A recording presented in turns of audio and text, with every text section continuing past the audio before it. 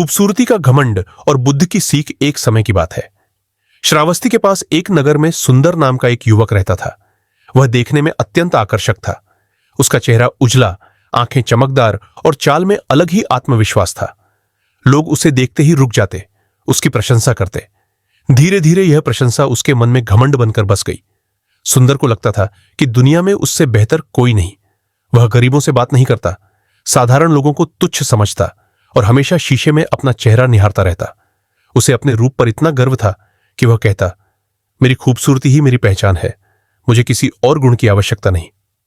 एक दिन नगर में खबर फैली कि भगवान बुद्ध पास के विहार में आए हैं।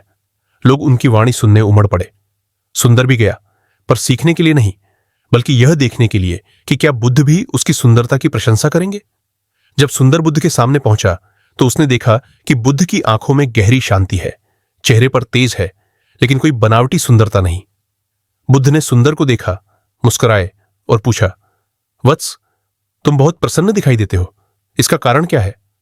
सुंदर ने गर्व से कहा, भगवान, मैं सुंदर हूं, लोग मुझे देखते ही प्रभावित हो जाते हैं, मेरी सुंदरता ही मेरा सबसे बड़ा गुण है। बुद्ध ने शांति से पूछा, यह सुंदरता स्थायी है या अस्थायी? सुंदर चुप हो गया। बुद्ध बोले, जिस शरीर पर तुम्हें घमंड है वही शरीर समय के साथ बूढ़ा होगा, रोगी होगा और अंततः मिट्टी में मिल जाएगा। यदि सुंदरता ही सब कुछ होती तो फूल कभी मुरझाते नहीं। फिर बुद्ध ने एक सूखा पत्ता उठाया और कहा, यह पत्ता कभी हरा था, सुंदर था, आज सूखा है। क्या इसका दोष पत्ते का है या समय का? सुंदर का घमंड धीरे धीरे टूटने लगा। बुद्ध आगे बोले, खूबसूरती ईश्वर की देन है, लेकिन घमंड मनुष्य की भूल।